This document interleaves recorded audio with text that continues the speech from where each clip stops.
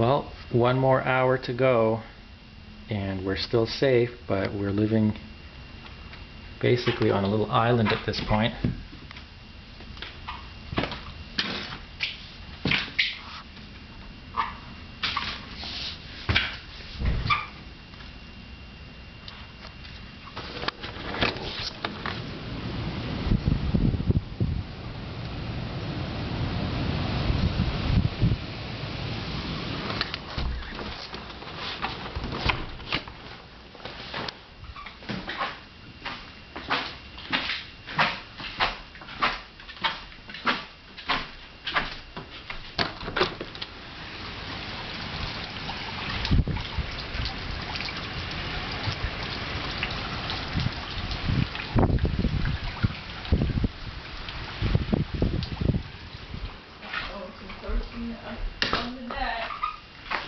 What?